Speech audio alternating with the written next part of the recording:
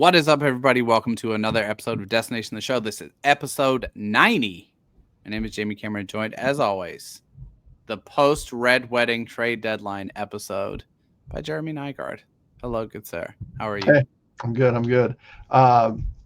Yeah, things have certainly changed in the last week, and it'll be exciting to talk about.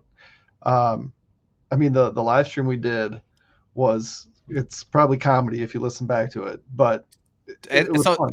it's so funny that you say that, right? Because obviously I dropped off before the real kind of massacre happened at the end, right before the deadline.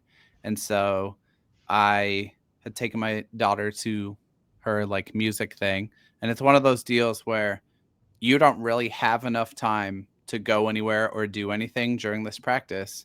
So I listened to the like 45 minutes or so remaining of the stream where you guys react to Griffin Jacks and Louis Varland being traded in a matter of minutes, and it was actually like extremely entertaining to listen to. You were just absolutely incredulous in shock. John Bonus was cussing on the live stream. It was very funny. It was And funny it was weird because it was like we've talked about these things, for right? sure. I even told you if you're gonna do it, do it. Like if you feel that you're a seller, be convicted that you're a seller and sell. Yep, And I holy sure did that. smokes, I would have never. I mean, what did we set the over? You asked the over, and I think you said it 3.5, right? I Or think it 2. was 4.5 because we assumed.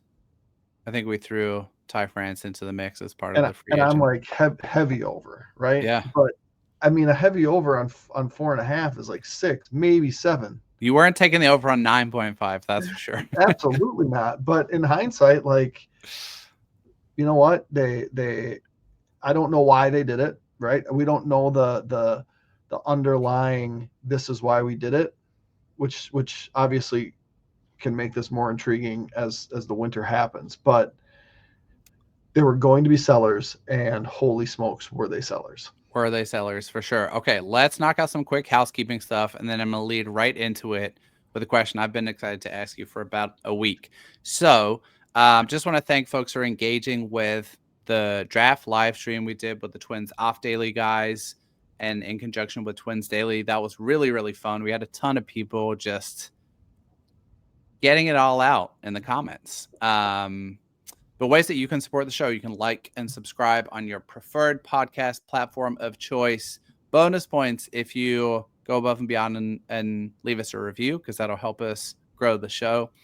You can find all of our stuff on YouTube. The handle there is at Destination the Show. If you want to send us questions, which many of you kind people have for today, you can do so on Twitter. The handle there is at DTS_pod1, or on Blue Sky at Destination the Show. You can also send us an email, destinationtheshow@gmail.com. So let's start here.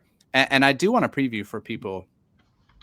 Normally we prepare, well, one of us prepares fairly intentionally for the show on a weekly basis. We really didn't today because we just kind of wanted to dig in and see where the conversation went. But here's what I want to ask you. We're now basically a full week out from everything that happened. It feels like collectively, despite that being a challenging afternoon for some Twins fans, people are kind of re-engaged in a weird way with the team and with the organization. What is your feeling a week down the road now? Are you more glued into it than you were previously? What's your just overall kind of state and feeling on the team and your interest in the organization as a whole? Yeah, so I would say after the playoff loss, a couple of years ago, was at the Astros that they eventually lost to. Yep. There wasn't a lot of, I mean, there was expectations the next year, but there wasn't anything like super intriguing about the Twins, right? And I remember talking to my brother who follows the Twins pretty closely, and it was probably a third of the way. It was pre All-Star break last year, and he's just like, man, I just can't get into the Twins this year, right? And that was when they were still good. Right. It was before the collapse, but it wasn't this super exciting team because the prospect shine on Lewis had kind of wore off quickly because he got hurt, and then came back and wasn't great. Like there was just a lot of stuff going on. Correa wasn't very good. His season kind of took a turn opposite of when the Twins team took a turn. And as the season progressed and they're falling out of contention, it wasn't a real like inspiring team, right? And then we go into the off season. There's hardly any moves, right? We get into the spring with the free agent additions. Like the team was relatively set. There wasn't really a whole lot to follow even in spring training. Like For sure. oh, I guess how is the back end of the rotation gonna shake out? That was really the only question, right? That was me following Luke Keeschel around spring training. That was it. And like, but on a big level, like the people that are just like Twins, right? Yep. Who's going to be the fifth? Who's going to be the fifth starter? And is it going to be Gasper or Martin? Yeah, that's right. Like that was the intrigue, which is minimal. And then the season starts, and it wasn't long into the season. You text me and you say, "Man, this team is just not fun." And I'm like, I know, because the fun guys on this team, Royce Lewis is like 1 for 90 at this point. Byron Buxton's healthy and playing, which is fun.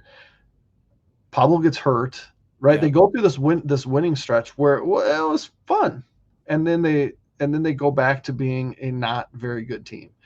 And so we've gone from this high of winning a playoff game and winning a playoff series to like now we're for sale and have that fall through, and the team's not winning, and Correa's not playing well, and he's owed all this money, and Pablo gets hurt, and so there's it wasn't fun to follow. Now I'm not saying I didn't, right? The game's on every night, right? We watch it, we hope the Twins win, but there's not like things to talk about because they're kind of stuck in the middle, right? They're not a playoff team, but they're not so awful that like, oh, can we lose every game and get the first pick? And so 2 weeks ago when we sit here and talk about it, and you're like, man, they're not going to get any top 100 prospects. We're not going to make these trades.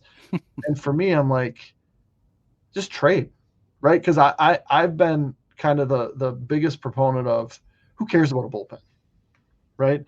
I mean, it's great to have a good bullpen if you're winning, but if you're awful, you don't need it. And you look at like really, really good relief pitchers all around the league. Devin Williams, trash. Right? The most dominant relief pitcher in baseball 3 years ago is awful. Mm-hmm. And you think, go back and like just look at Twins examples. They spent money on Addison Reed when they weren't spending money on anybody. Oof. And he signs a 2-year like $20 million deal. He didn't even make it through the first year, right? Yeah. They trade for Matt Capps. That didn't work. They trade for that Dyson guy. That didn't work. Like if you invest in a bullpen, you're going to be disappointed. And so what did the Twins do this year or in the past couple of years? Like Juan Duran was a starter and he was hurt and he had shoulder issues, and they're like, well, I'll make him a relief pitcher. Mm-hmm. That was great for them. Griffin Jacks came up as a starter, didn't work.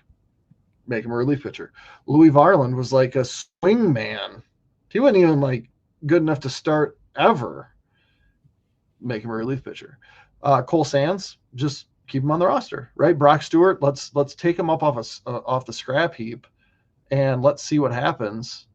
Hey, he's a good relief pitcher. Danny Coulomb, we sell to the Orioles, I think it was, and then we bring him back, and then we trade him again. And it's like to invest in a bullpen when you don't need to, and turn on big inning and watch a relief pitcher come in that nobody's ever heard of and pumping gas. Like you can find those guys more than you ever could before. And if you're willing to, bounce things around and give guys a shot, which we've seen the Twins are obviously willing to do now, and they're literally cleaning everybody off waivers. Yeah. It does kind of, it's a energizing thing because now we're talking about, well, who's going to be this guy? Who's going to be that guy? Are these guys going to be back? There's going to be all these spring training battles, which will now be fun to watch in March. Yep. Where it just hasn't been. So yeah, now I turn on the Saints game and I'm like, okay, these guys have a chance to be on the roster where they didn't before. And you turn on the Wind Surge game, you're like, man, those two guys are studs, right? Yep. And then you watch the lower minors to see Tait and these other guys that have come in. So yeah, I think if you can get over the fact that the wins for the Twins are probably going to be less, even though they haven't since the trade deadline, because Keishel's back and he's a superstar. It's a fun thing to watch, even if you're like, man, is this going to be a dumpster fire? Is Austin Martin going to die for every ball? Yep. That's within 20 feet of him. Yeah. I mean, I feel the same way. I think like the way I would put it is like the underlying conditions surrounding the organization have significantly changed in the past week. There is now no pressure or expectation to win, right? Mm-hmm. If the Twins, as we suspect they might, get a lottery pick, well, that'll just be fun for us because we focus on the draft a ton anyway, but that's also what we expect them to do from this point.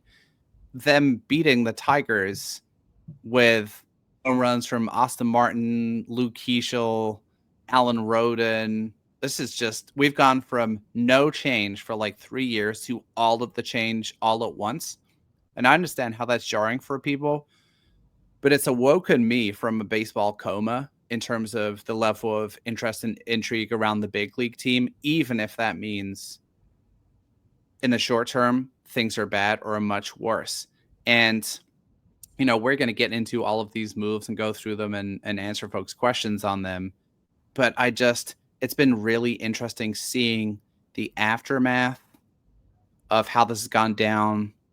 Shout out to Dan Hayes for some of his really great reporting in The Athletic. Mm-hmm. Kind of part 2 of the breakdown of the trade deadline today, you know, mentioned the Twins are like, we need better defense and more speed on our roster. We need to focus on acquiring athletes. And there's a cynical part of me that's like, how did it take you 8 years to figure out that athletes are good? But there's also a part of me that's like, oh yeah, hell yeah. Like, what did we say in the middle of the Twins' really slow start? 7 games of Luke Keishel was the one thing that was worth tuning in for. Mm-hmm. And we see guys like Kalen Culpepper and Walker Jenkins, and some of the new guys that they've acquired lighting it up in the minors. And it, you know, it's maybe a fool's errand because that future big league roster seems far off, but what they were doing, I think we can agree, wasn't working. And it's certainly interesting to see them moving in a different direction. For sure. Okay, so let's start to get into to some topics here. What we're going to do is we have recorded video content on a lot of the prospects in terms of what are the Twins getting here. There's also been a lot of written stuff on Twins Daily around that, so I'd encourage folks to check that out. What we're going to do is kind of go through a chronological timeline of the day. We'll dig into some of the different trades, and we'll ask some bigger picture questions about how we see them now. And we'll weave in some questions from folks along the way. So the first one I want to talk about with you is the Jhoan Duran trade. First major domino to fall. We've talked about this one a lot. I'll give you kind of a 2-parter here. I guess your initial reaction to that trade and to the return versus your reaction now. And then Max got in touch with a question on Blue Sky, which I should pull out the exact question because the wording was interesting. So he said, Seattle Times reporter Adam Jude shared that the Mariners were close to trading for Duran, offering 2, quote, elite prospects, but the Twins accepted Philadelphia's offer.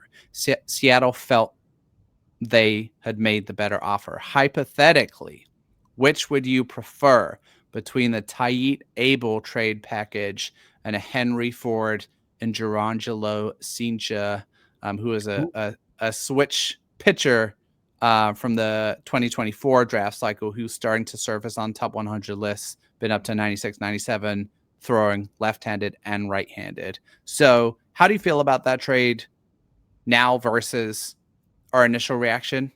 And what do you think of the hypothetical Seattle package versus what the Twins ended up getting? So I think to start with the return, the Twins were looking for two top 100 prospects, right? That was kind of the ballpark price. Yep. And we've had the most time. Obviously, the Paddock trade happened the day before, Mm-hmm. but then we had the most time to kind of unpack the Duran trade. And Abel had been kind of a top 100 guy for quite some time, and then had I think was pushed off the Baseball Americas list when they added their new draft picks, Mm-hmm. right? And so you get kind of a fringe top 100 guy, close to the bigs, has some major league experience, and a catcher, a hopeful catcher, who is a top 50 prospect. And so, again, like I've said, what do you need a closer for if you're not closing games out in October that are super meaningful? Duran, we saw him throw 103, and we haven't seen him throw that hard since, although he was throwing some gas for the Phillies. Yep. I like that trade because Duran, I mean, he was going to go, and I think it just makes it made a lot of sense. Is Mick Abel going to be a top of the rotation guy? Too early to tell. Is Tait going to be an all-star catcher? Too early to tell. But the potential for both of those things are there.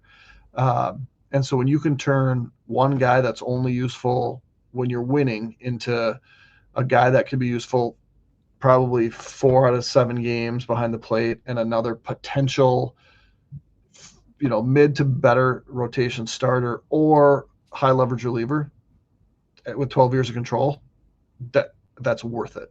Yep. From my perspective.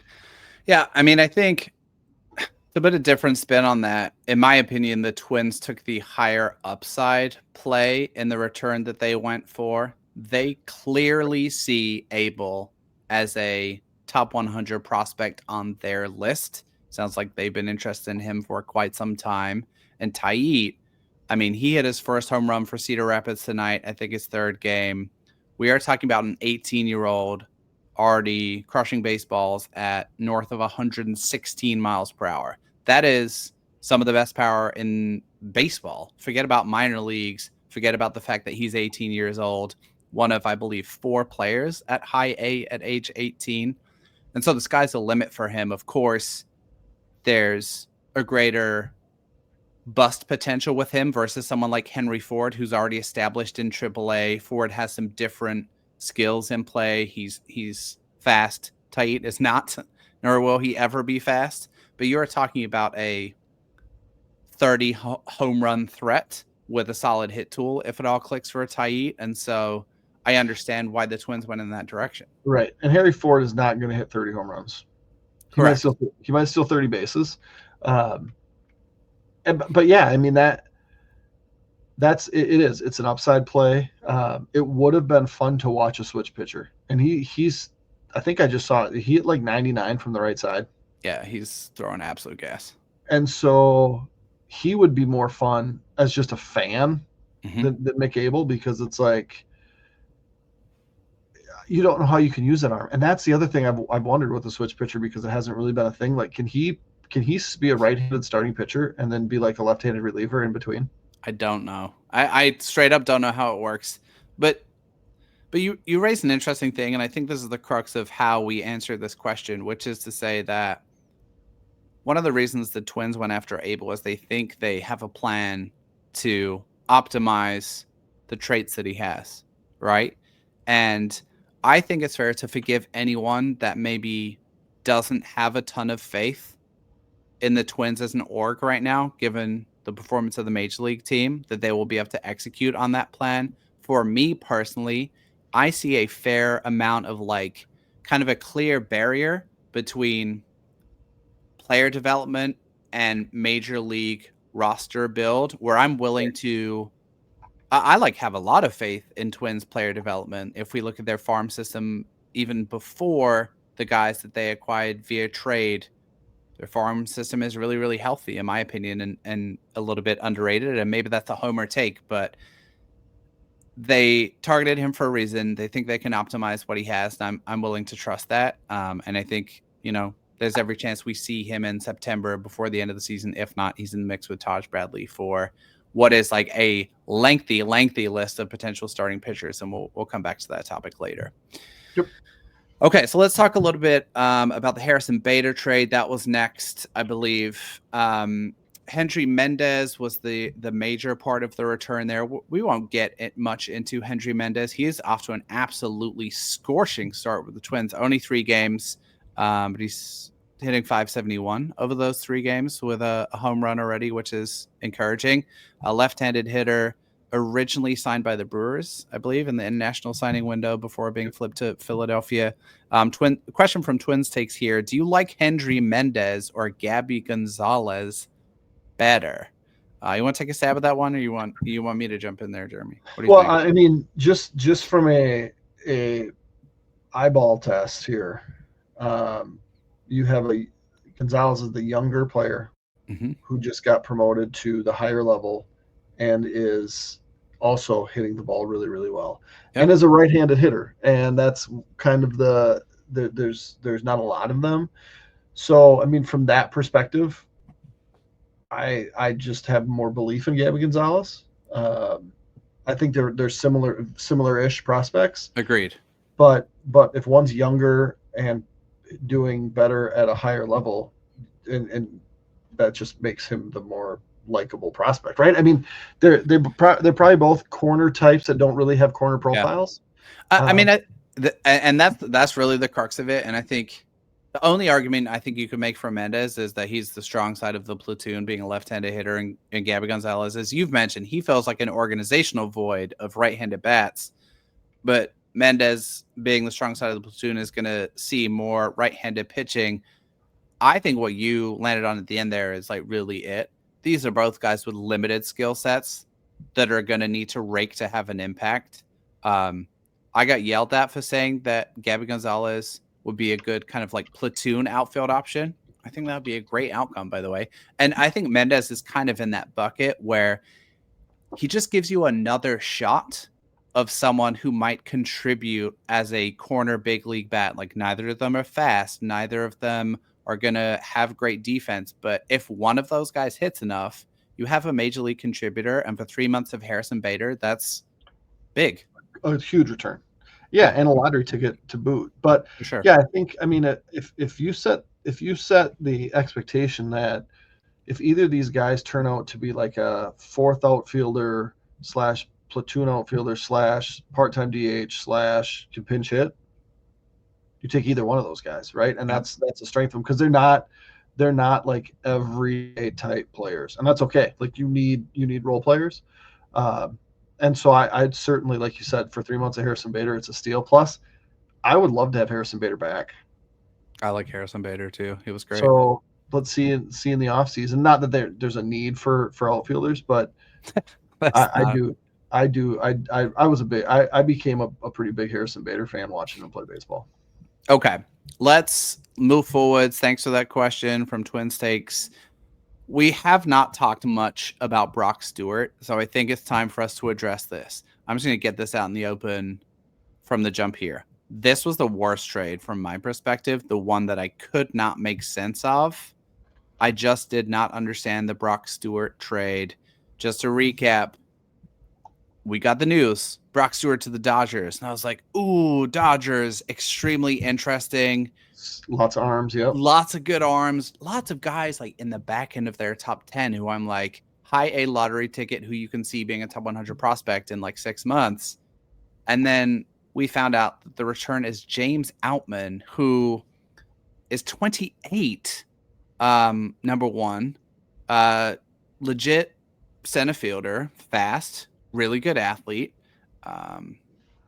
but also has just really, really struggled. And I think we would probably anoint the Dodgers the smartest organization in baseball, and they have not been able to get him back to his 2023 level of performance, where in his rookie season, 151 games, he accrued about 4 WAR, 248, 353, 437 that year with 23 home runs.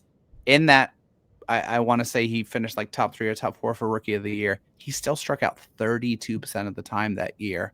Mm-hmm. And since has just had really limited playing time in the majors because he hasn't shown a propensity to hit. So Right. like I've seen all kinds of speculation on Stewart because there was a really long lag time between Brock Stewart to the Dodgers and figuring out what the return was. So some people said, well, maybe they found something on the medicals, or maybe this, maybe that.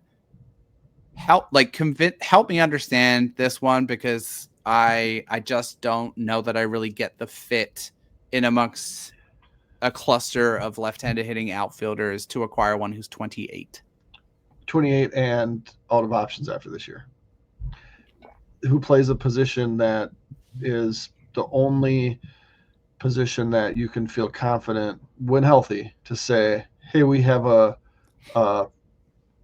division, like a first division winning regular, right? Yep.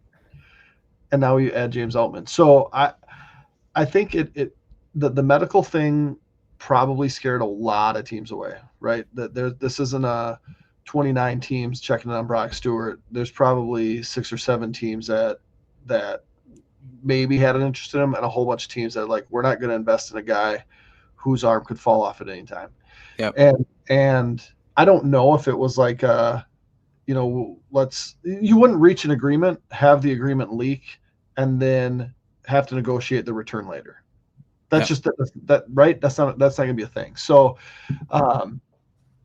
the Twins obviously were targeting James Outman, who they don't really have that backup center fielder that they've always had, right? They had the Michael A. Taylors of the world. I'm trying to think of who they had last year that kind of filled that role. Who was Matty Margot, pinch hitting king. Man, yep. And so just to have someone that can be, honestly, I think a step up of Deshaun Kiersey, right? I mean, I feel like Outman's better than Kiersey, but Outman's older than Kiersey and he's out of options. But it's like he's probably better on the base paths, probably a better fielder. So if you wanted that backup, I just, for me, it feels like this was they get a guy that they know they can, or hope they can, kind of handcuff to Buxton next year. Yeah. Have him be the backup center fielder, have him play occasionally, maybe give Buxton more time at DH, stick him in the 9 hole. And if he's not playing, he can pinch run. He can, come as a defensive replacement. Like again, a role player that can help a team win, and not necessarily have to be a first division regular, because he's not. Right.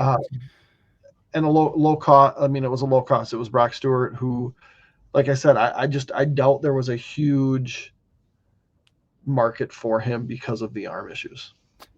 I do think that the way you're kind of positioning that trade makes the most sense, in that you're bringing him to be a team-controlled backup to Byron Buxton. I guess my counter wonderings would be, what do we know about Byron Buxton that even in consecutive seasons where he's going to eclipse 100 games, which is awesome, and he's been phenomenal, he's going to miss time. So you're going to start Outman for a decent handful of games over the course of the year, and that feels like that's going to be a little bit of a hole in your lineup. And then my other thing, and like I feel like I am generally support the org party line. They have not shown a propensity to like either turn around bats who are struggling or get guys over the line, or to make the jump from AAA to the majors who are positioned to be part of the core, right? So there's tons of examples of that. Jose Miranda, Eddie Julian, Brooks Lee, question mark, maybe, he's done some nice things. Trevor Larnach, I'm out on Trevor Larnach at this point as you're penciled in as a corner outfielder. You have a starting job, not for me. There's just so many of those guys. And so I look at a guy with a career strikeout rate in the majors of like 33.3%. And I'm just like, I don't see that getting much better. And it probably won't. But I think if you look at the last couple of years, you want to have someone that you can plug in And Michael A. Taylor exceeded those expectations, right? He hit For sure. all the home runs. Yep. If they paid him more, they don't bring him back because he was going to get more expensive. Then they turn and they trade for Margot. That was bad. I think the thing that's appealing here is if James Elman is the backup center fielder / pinch runner / defensive replacement, Yep. he's doing that next year at a maximum a Super 2, but I think it won't be even that. It'll be a renewal just above league minimum at 28 years old. He's not blocking anybody, because if the next year, if Walker Jenkins is ready or anybody is ready, you don't offer him arbitration. Yep. And off he goes. So it was kind of like just a reallocation of assets. And Brock Stewart's usefulness on a good team greater than what Altman's is. And that's why this doesn't make sense. The reality is, though, the Twins aren't going to be a good team this year.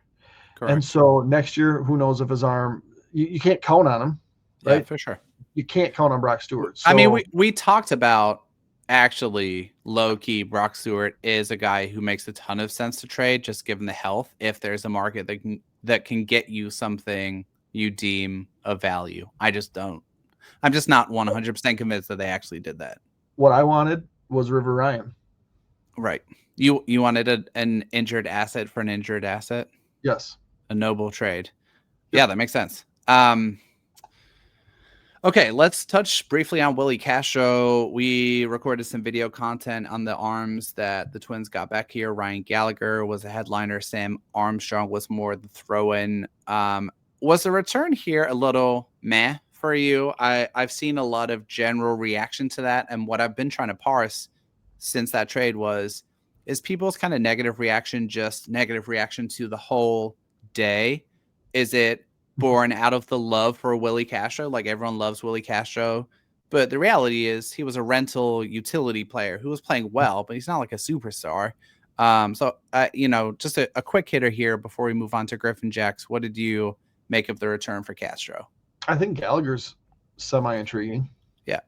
And the other guy is gonna be pretty reliable. I think from, we talked about him in a video that we made, that he takes the ball and he, I don't think the upside is great, but I think Gallagher, and not that he's like Andrew Morris, but I think he kind of fits in that same kind of realm where it's like, maybe he could be a back end guy. If not, I think he could be a really intriguing bullpen arm.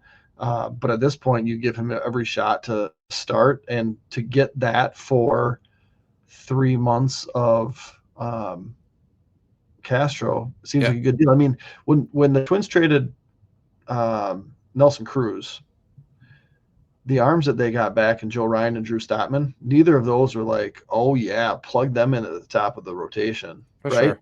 It's like Stoutman. Sure. I mean, his ceiling, and Ryan was just a solid dude. Yep. And so I think that's kind of Gallagher. Like, he's a solid starter right now. Let's see what he can do.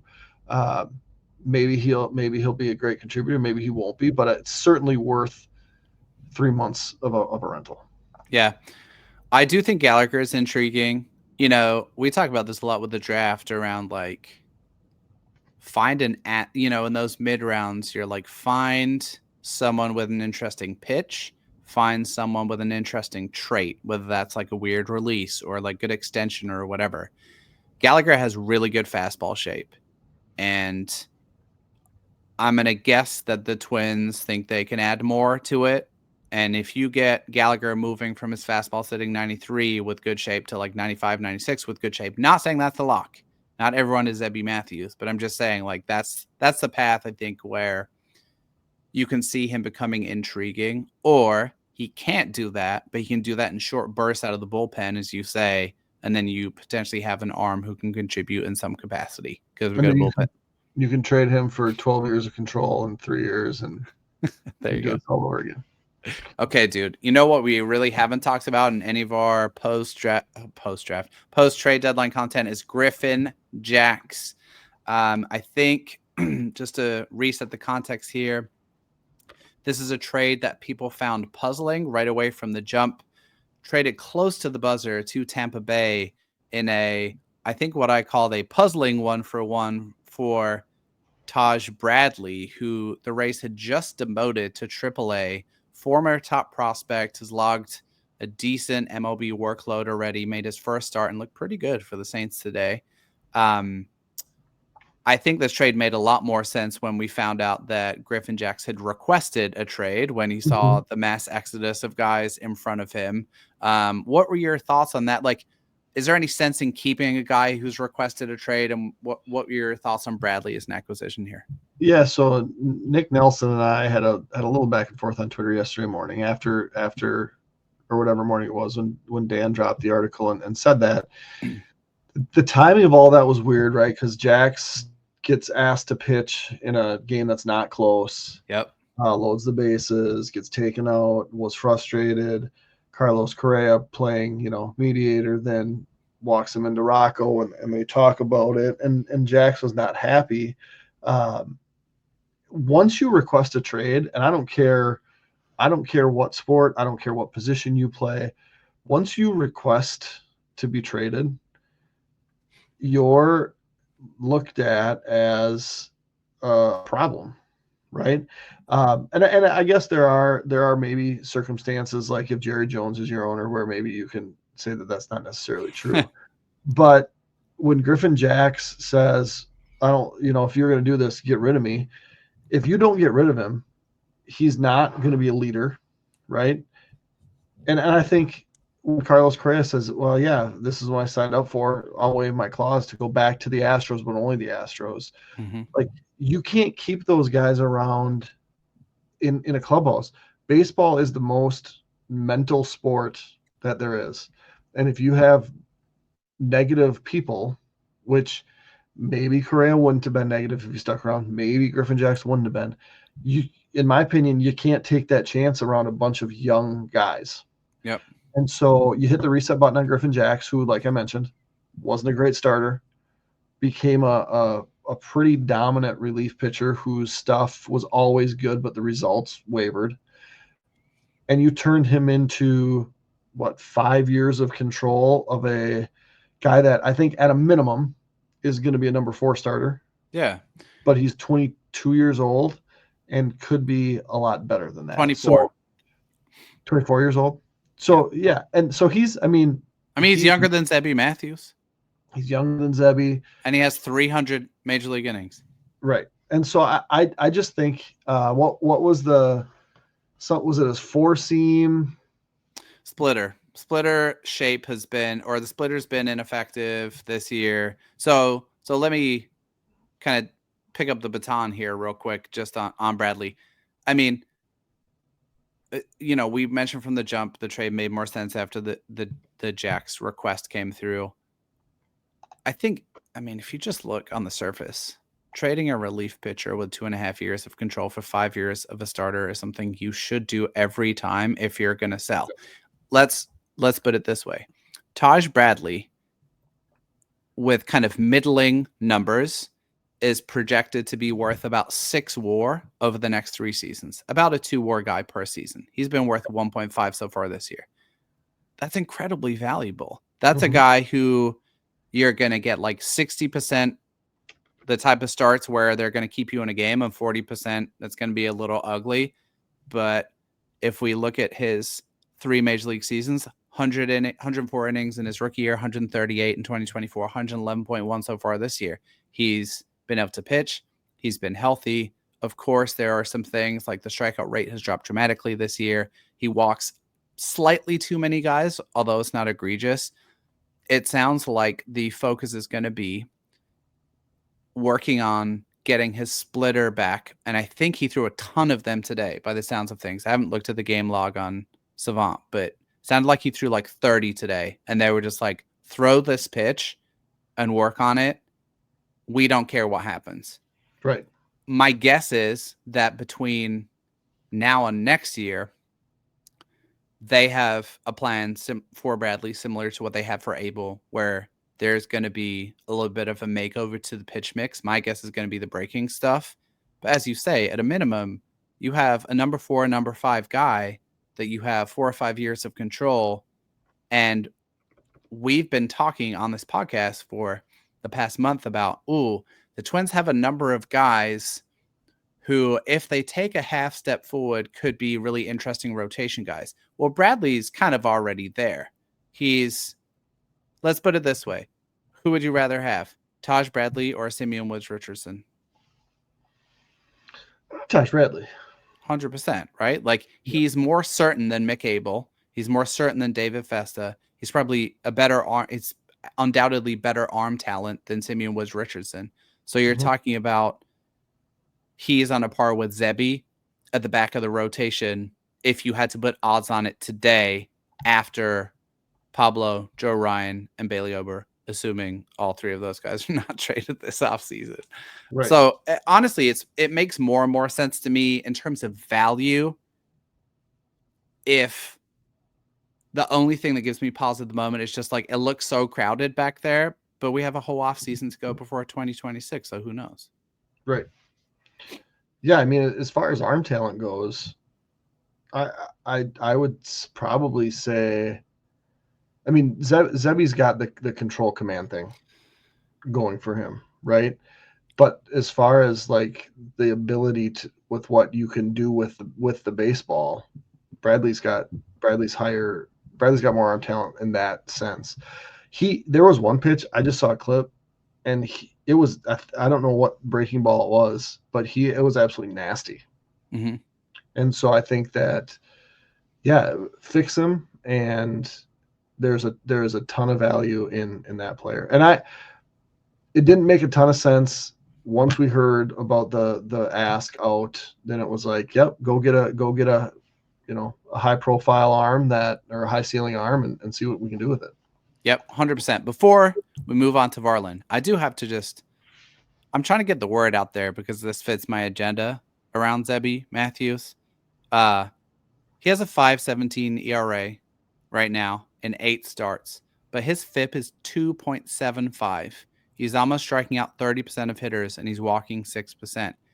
He is on a 4.5 WAR pace over 30 starts, and so I just wanted to put it out there that he's kind of making the leap, and to me, he's ahead of the rest of, like, take Bradley out, he's ahead of the rest of the pack, Festa, Abel, those 100%. Guys, in terms of like handicapping the rotation for next year.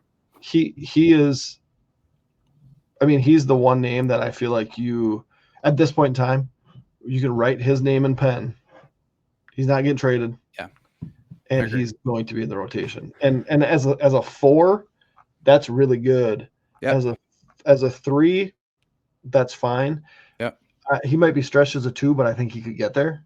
Mm-hmm. And once you're there, the difference between a 2 and a 1. We have been of that position, right? I remember we had that conversation around who would you pick, Zebby or Festa, and we said more variety in your arsenal and better frame to hold up as a starter. We'd take Zebby.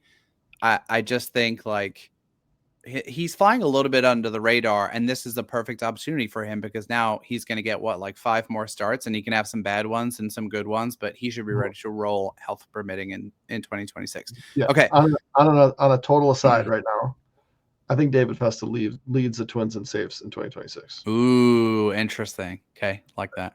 I do believe that. I like that. We that's a premature adjudication. We got you know what we should do? Get a little spreadsheet with our dumb predictions on, write them all down, and then no, because we have like Quinn Priester sucks. Hey, that's why we stopped talking. Quinn Priester is the reason we stopped talking about the Milwaukee Brewers. Okay, let's talk about Louis Varland. There's some questions here that I think we can use to work our way into. Does this trade make sense? This was a tipping point for some people. This made some people lose their temper.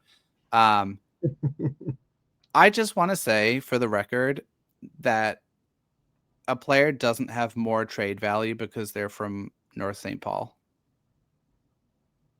People are really upset. People are really mad about it. Like, I get it. But it's a weird thing about Minnesota athletes, right? Because people hated Joe Mauer. Now people seem to not like Matt Wallner because he strikes out a lot, but everyone's mad that Varland got traded away because he's a hometown kid. So I guess you can either get traded away and remain a hero, or stay long enough for everyone to hate you if you're from Minnesota. Or you forgot the third one: be a Minnesota guy that doesn't play for the Twins, There you and go. then you got to go home like Molitor and There you go. Winfield. And yeah, Varland will be back later. Yeah. When the shine dulls, Yeah. and he's on a minor league deal in 3 years, that's when he'll be back. Okay, so the return for Varland, left-handed pitcher Kendry Rojas debuting. I'm going to be glued to that one. Debuting for the Saints tomorrow night. We're recording on a Wednesday. He's debuting on Thursday. And Alan Rhoden, who hit his first Minnesota home run, a guy who was just absolutely murdered AAA pitching, but can he hit at the major league level is the question. Wyatt asks Jeremy, what?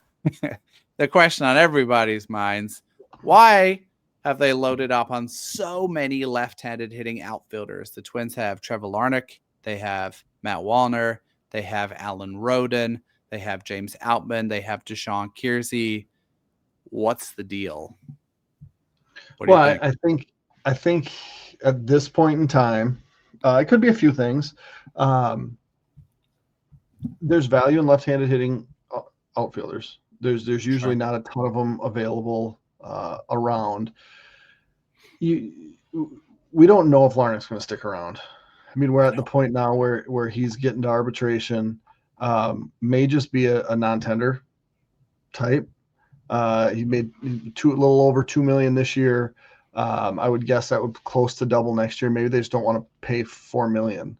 I think Wallner's gonna. I don't. You don't what? I don't want to pay Larnach $4 million. Okay, which is fine, right? He might be gone, and you would need another guy.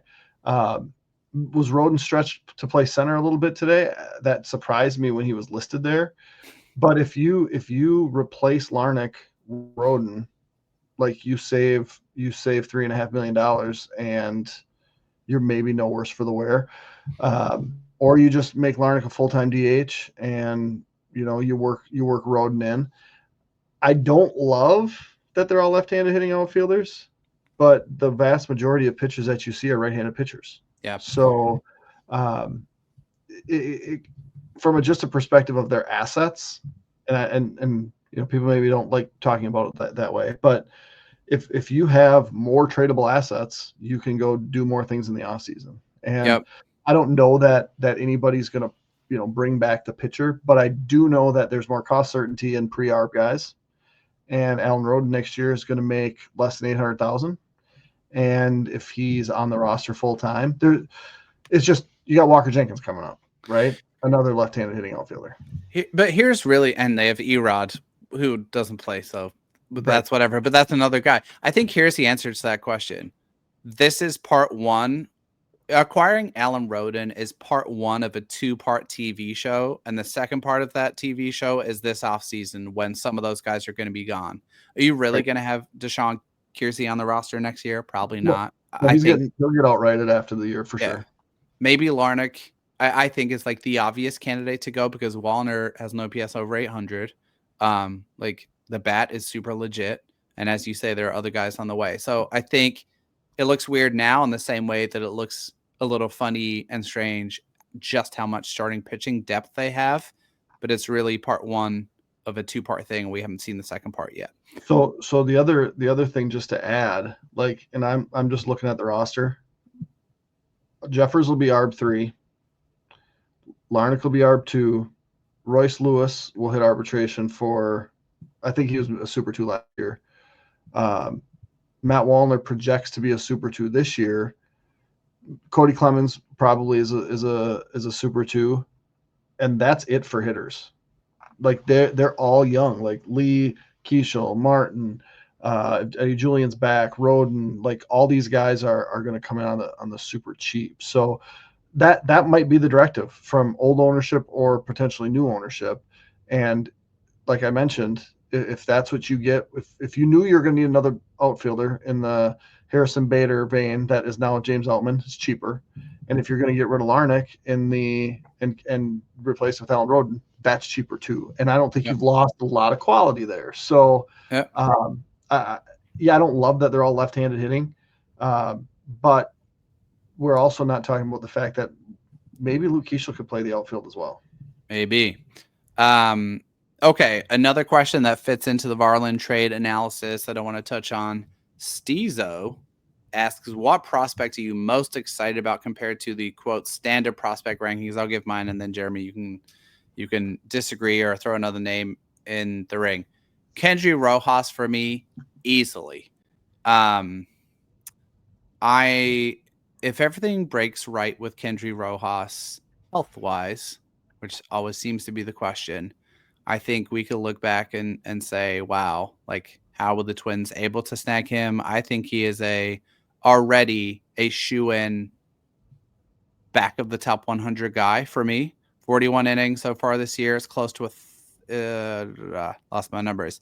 41 innings across a bunch of different levels so far this year. He's striking out 37% of hitters and walking 5.4%. Throws a ton of strikes.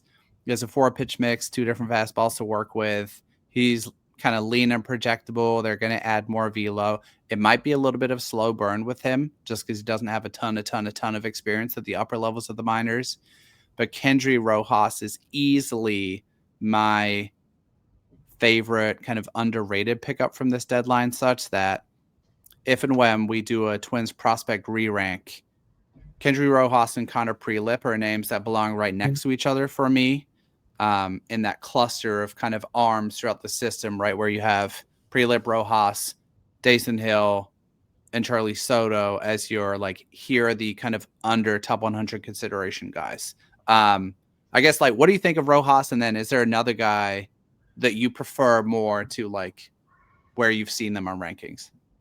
Yeah. I mean, Rojas is fun because it's still a lot of projection just because he's been not super healthy.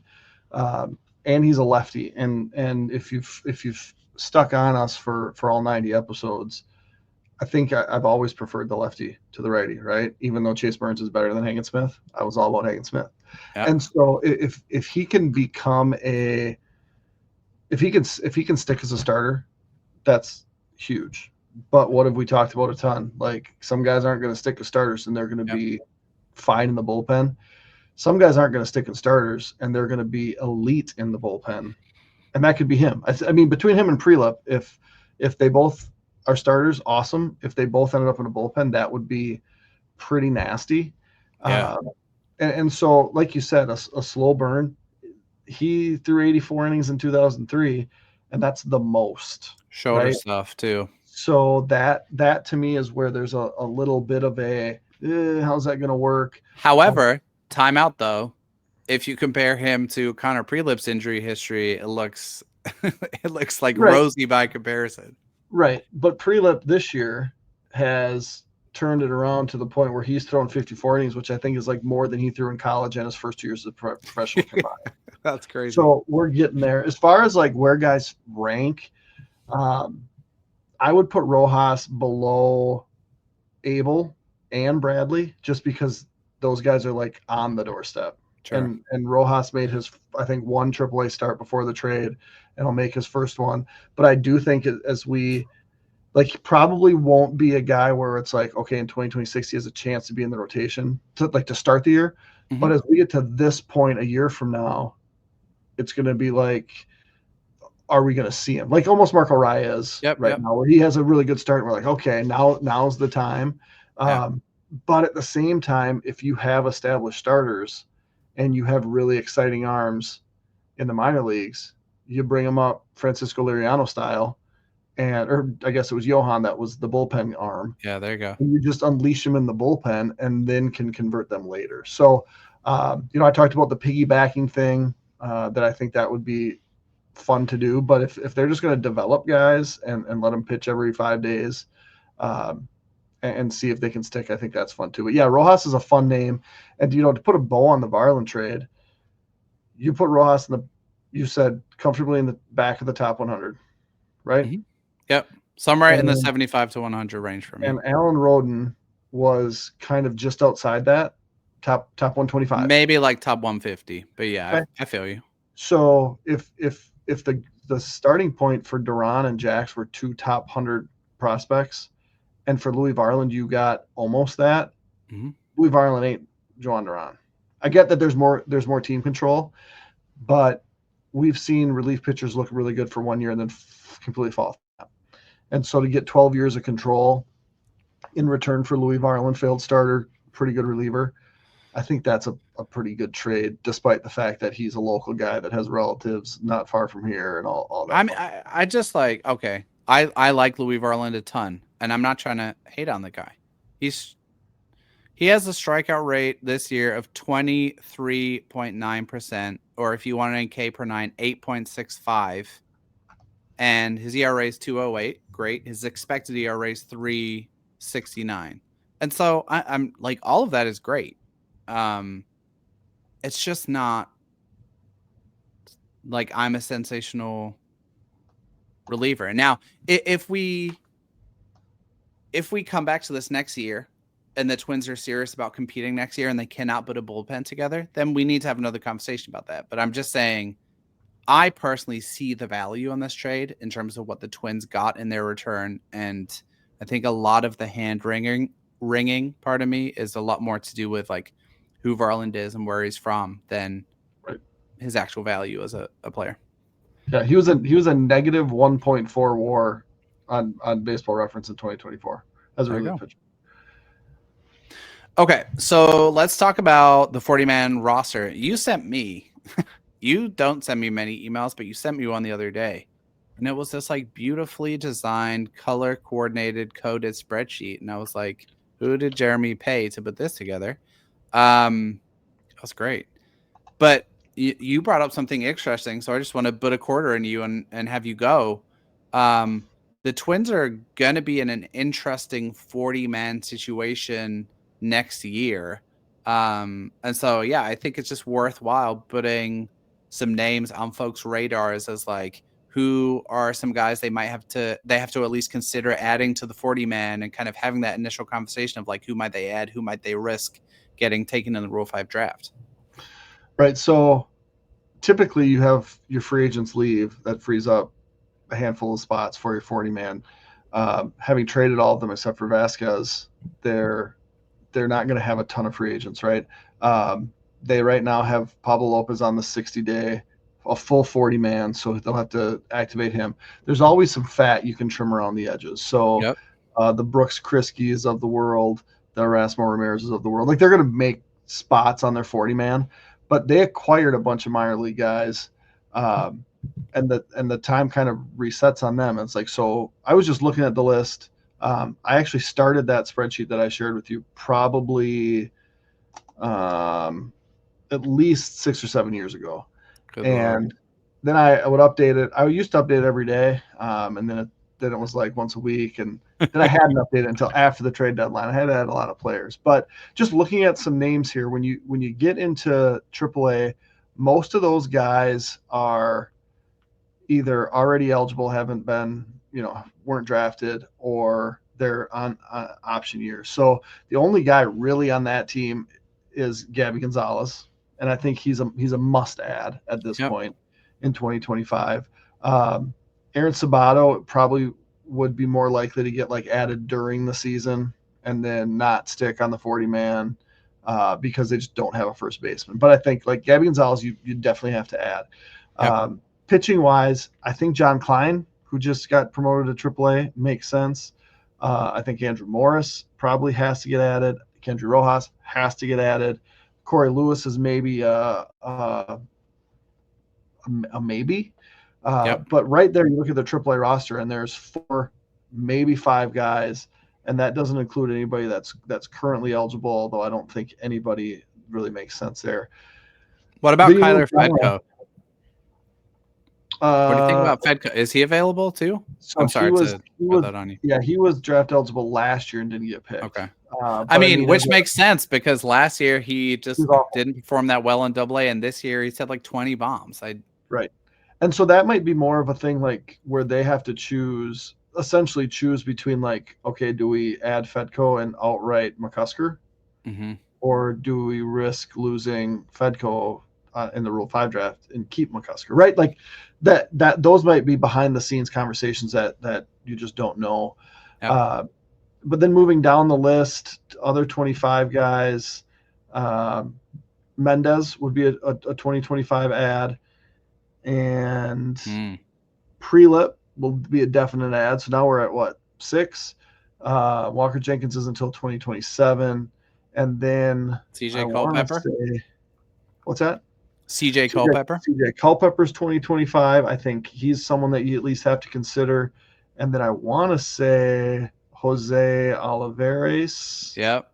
I can't find him right now, but I want to say he's 2025. He is. And Danny DeAndrade. DeAndrade's 25. And then did I see that I haven't, Bojorquez is later. So, I mean, there's just a lot of dudes that probably require being added. And I think you can make a case that some of those guys wouldn't be drafted. Like Menddees probably doesn't get drafted, but if you trade a guy and then you hype up the return and then don't add him, like that doesn't look great especially if they get taken. So the John Kleins of the world, I think John Klein's been an excellent starter over the course of his career so far. But John Klein, did you see how his debut went today in St. Paul? No, I didn't. How'd it go? Wasn't that great? I think he got through 2/3 of an inning, gave up 6 hits, 5 earned runs, and it was a rough start. However, onwards to bigger and better things. Yeah. So I mean, you're gonna have that when you jump leagues, but he's been so good since he signed as a non-drafted free agent in August of 22. But some of these guys that start all the way up, they're going to be relievers, and like if you could find guys like that, I think that would be huge. So there's going to be a roster crunch of sorts. It's not going to be this dire thing where it's like, I think Tampa Bay and New York both kind of went through it in the last handful of years where they're like, shoot, we got to trade guys. Yep. Because we're going to have to, there's 46 guys for 40 spots, and we just have to move some of these dudes. And I don't think it'll be like that for the Twins. I think it'll be like, we have 6 spots and we have 9 guys that we'd like to add. We can't add them all. Yep. That sort of deal. And that's before you add any free agents, which it wouldn't shock me if we went through an off season and didn't see any really moves made at all free agent wise. So, yep. But yeah, it does add a lot of intrigue just to the whole off season. Yep. Agreed. And I'm here for it. Okay. So speaking of the off season, I want to kind of bookend, I guess, or not bookend. I want to finish up with 2 questions, kind of looking ahead to 2026.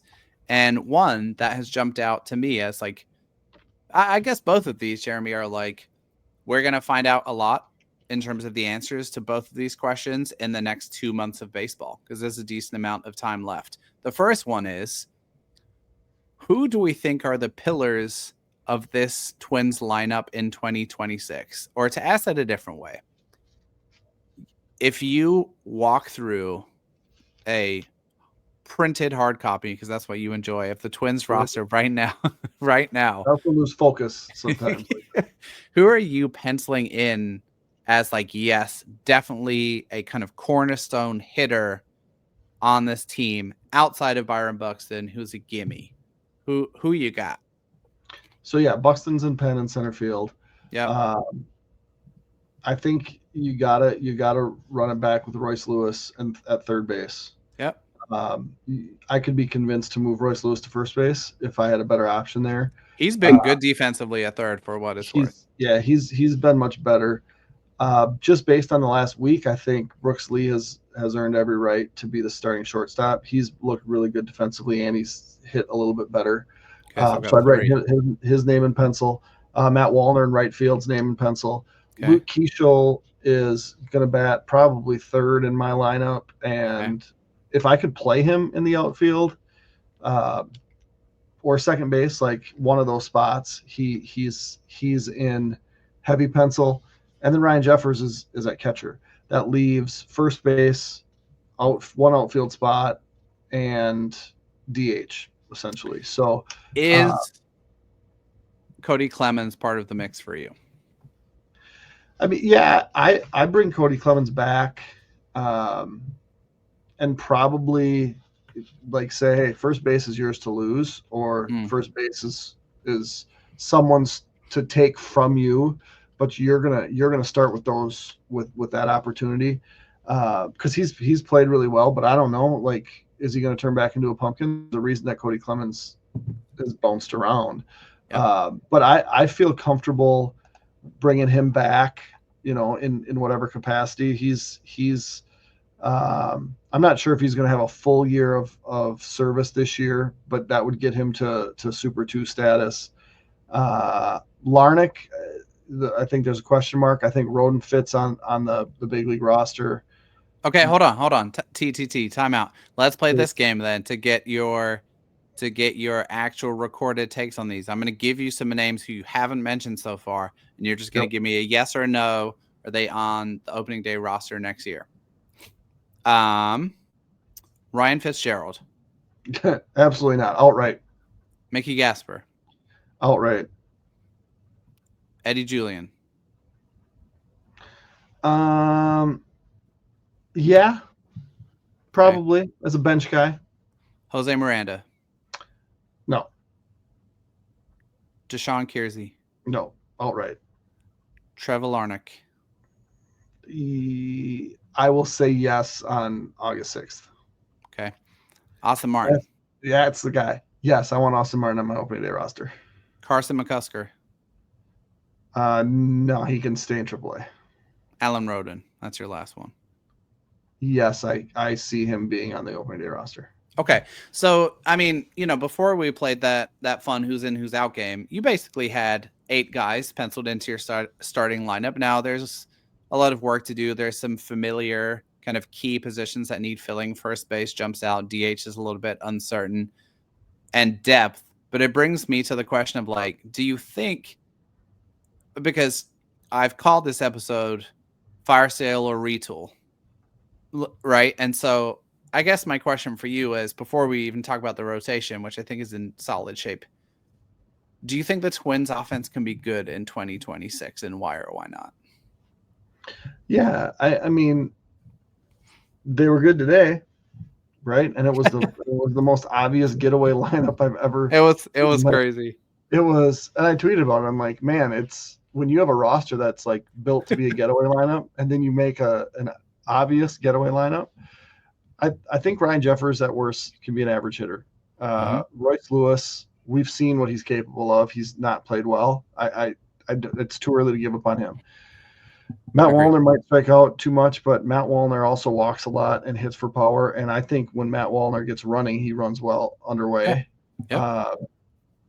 Brooks Lee will be the guy that, like, he's had a bunch of walk-off hits, and then he's had these frustrating, terrible bats.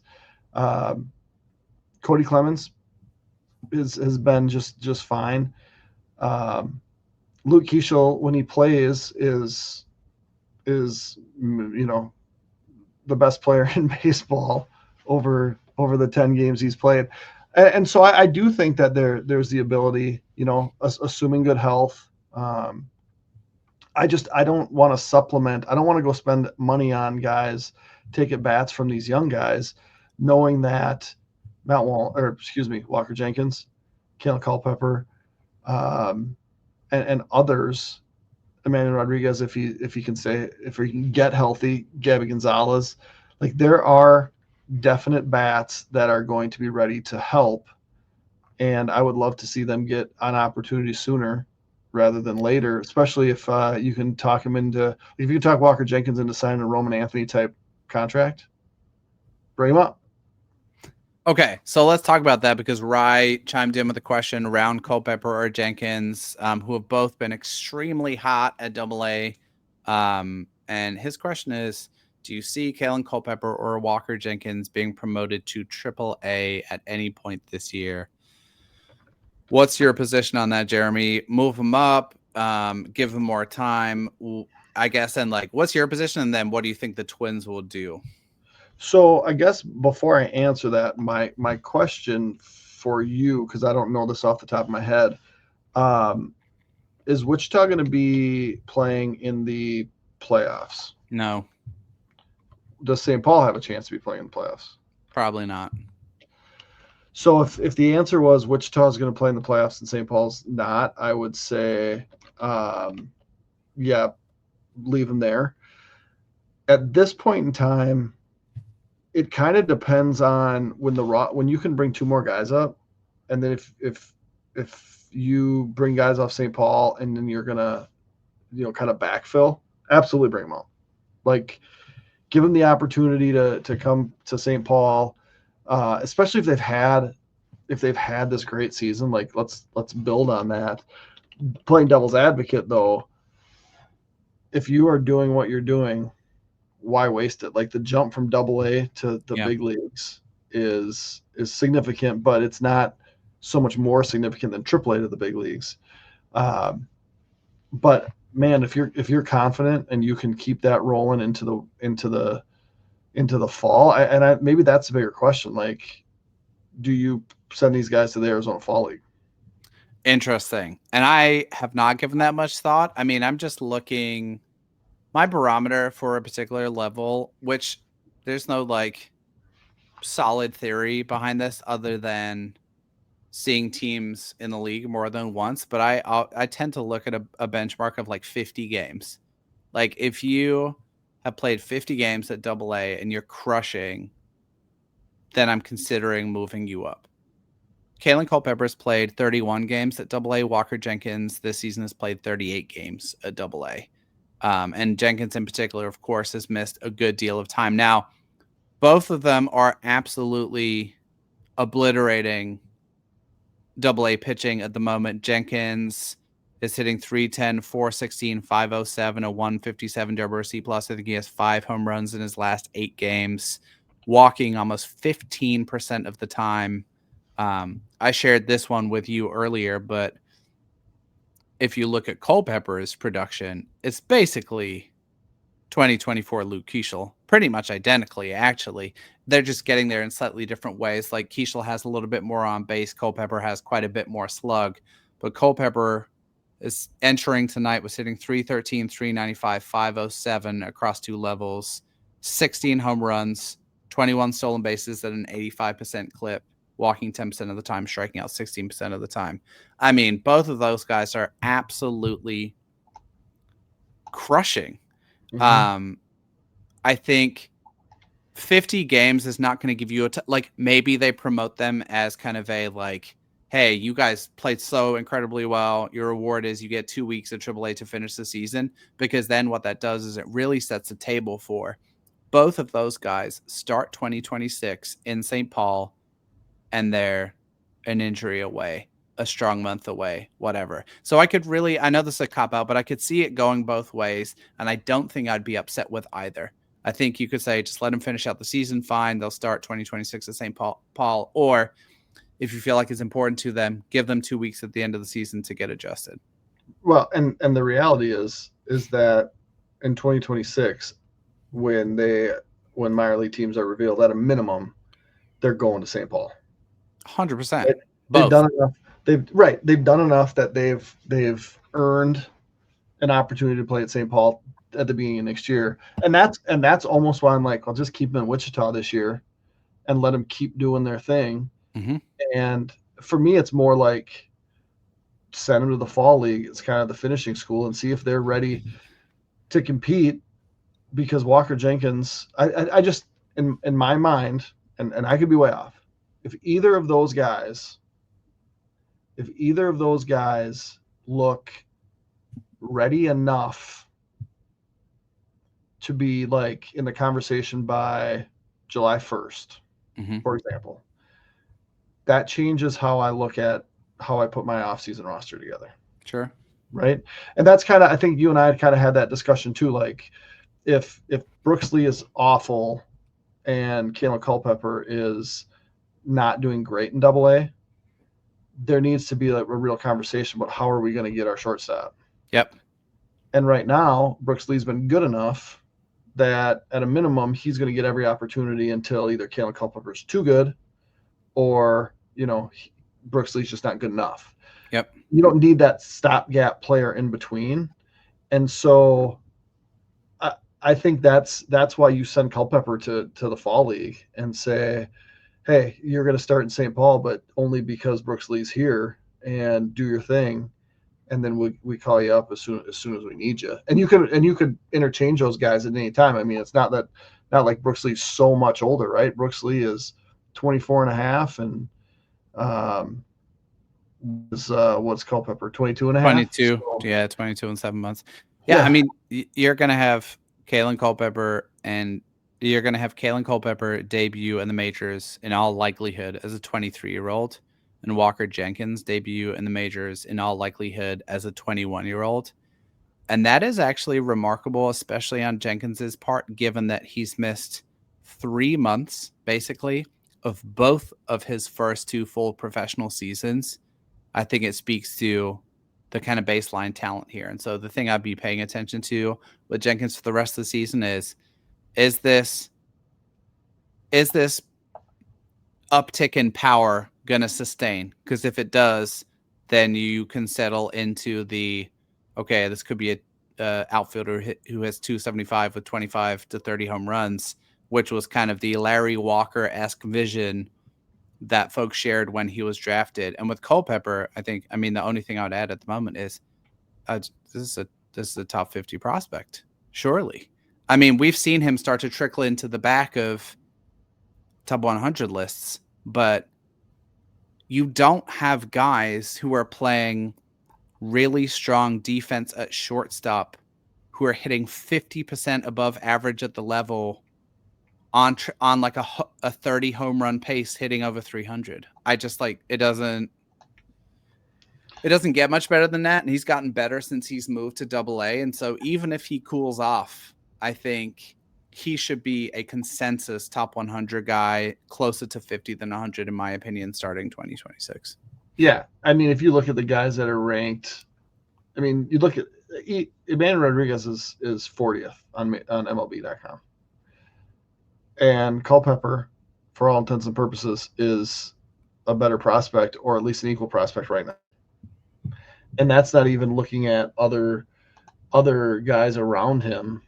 Yeah, I think when's all said and done, 50 is going to be on the low range of things. Let me ask you this: if Walker Jenkins, like when I talked about planning for things, like if Walker Jenkins can finish this year healthy, mm-hmm. and producing, and continues to show the power that he's started to show, that has to impact your decision to pay Trevor Larnach, right? Yes, but I just don't think that Larnach is or should be part of the mix in the outfield next year. If he's the primary DH, I can get on board with that, and they could platoon him against left-handed pitchers, pardon me. But there's just if you can't play defense and you can't run at all, you have to be a really good hitter. You cannot be 10% above average or 15% above average. You have to be like 30% above average. And I think if we're reading the tea leaves here, we want to get more explosive, more athletic, faster, better at defense. Who are we talking about on the team? We're talking about Trevor Larnach. We might be talking about Brooks Lee at some point, but he plays the most important defensive position, at least passably, right? And we'll get a good long look at his kind of audition at shortstop. But that's the guy I think of when I hear that quote, is like Larnach. He does not provide you supplementary value, except he's good at hitting right-handed pitching, but not that good. Right. Well, and the thing too is, like, can you look at this and say, all right, take out Trevor Larnach and still look at what's like, if Rhoden's up, fine. But you still have Peyton Neals, who's been playing left field for St. Paul. Mm-hmm. More athletic. I mean, the guy's tiny, probably best suited for second base, but Peyton Neals has been good. Fedko has been a different human this year. For real. Gabby Gonzalez, he can hit. Like, that's all he does. He wakes up and he hits. Carson McCusker hasn't hit in the big leagues, but he hits. Mhm. Altman is going to be on the big league team. Erod may or may not be healthy because his thumb is falling off or his knee's falling off, whatever the case is. Walker Jenkins at Double-A, Henry Menddees at Double-A, Yeah. Rosario at Double-A, and I still, like I'm saying, Luke Keeschel could be an outfielder. Mhm. So maybe that's what just makes him expendable is all this depth, and like 4 of those names are names that were just added in the last week. Yep. It's exciting, man.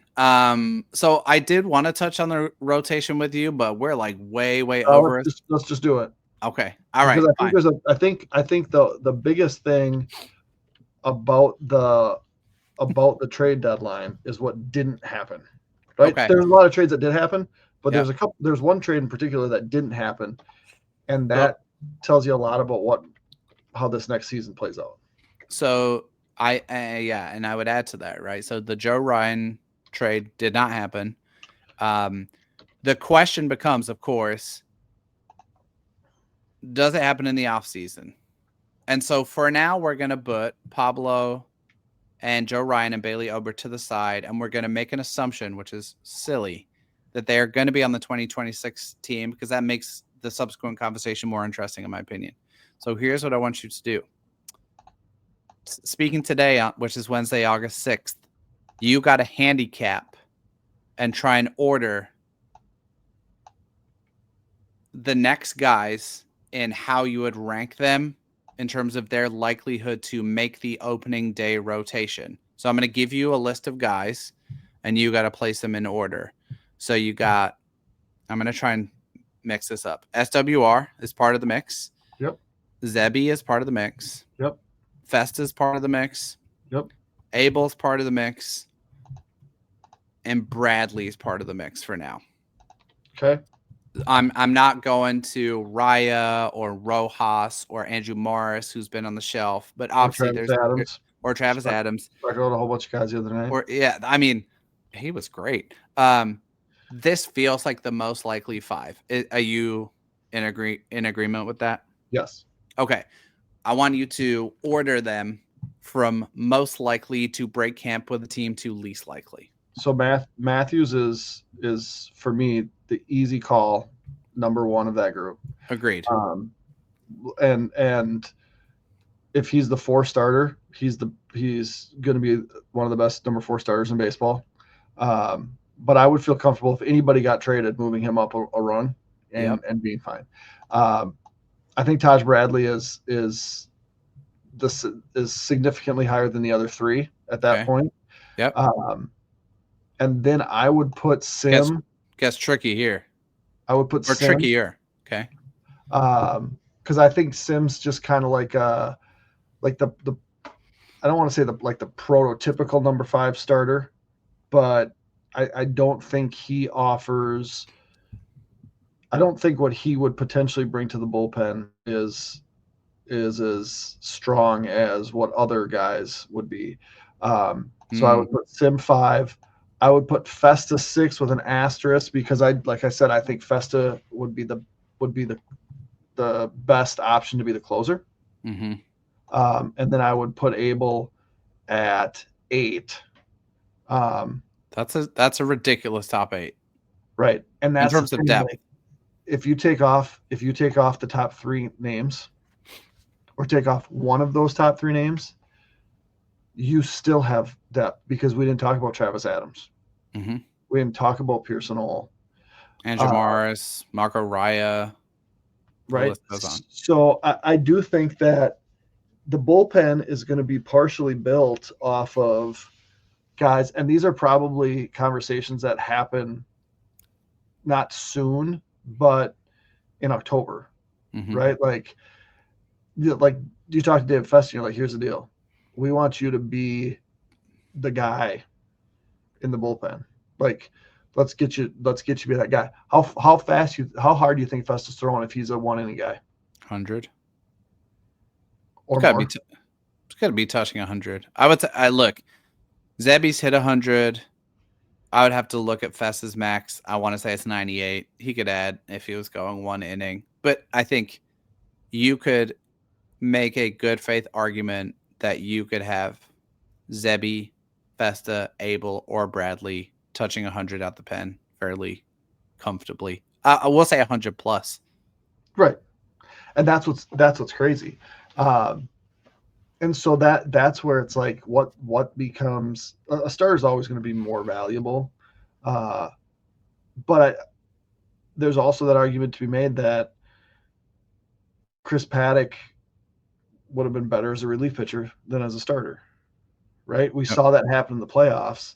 And so that's where it's just like if you have, I mean, we listed 8 names there, and we left off Adams, Raul, Morris, Culpepper, Rojas, and those guys are all AAA or higher. And Prelip we didn't talk about, and Corey Lewis's knuckleball. Like you're not, and CJ Culpepper.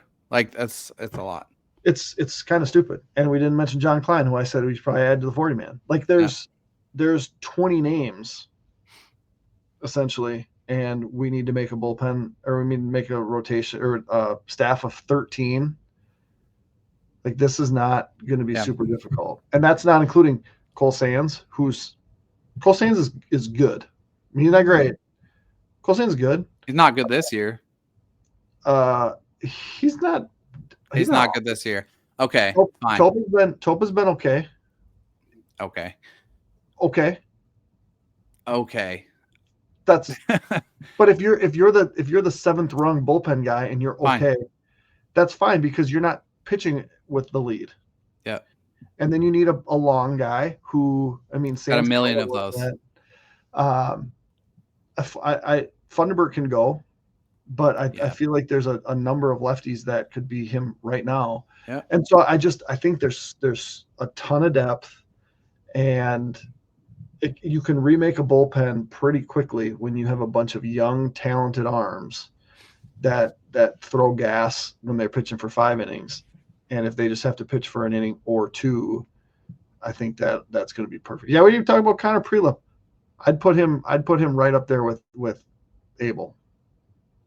As a rotation option or as a... I mean, if he stays healthy all year, I would love to see him in the rotation because I think it's easier to manage arms if you know that you're on a schedule. I just don't think Prelip will thrive as a major league starter without a 4th pitch. Personally, I mean, this is a conversation for another day. But he's, in terms of mix, he's a left-handed Festa, and what we've seen with Festa, other than injuries, is he struggles a bit more because hitters will be able to eliminate one of his pitches, and then you're down to 2. And so I'll be really interested to see what the offseason plan for Connor Prelip is. We have, I think, always been advocates of like, this is premium left-handed arm talent, same as Rojas. Like, you should give him every opportunity to start. But I do think now that he's gone through 50 innings, and I also personally wouldn't be surprised if they shut him down before the end of the season just to give him some extended rest. But he's shown he can stay healthy through a season.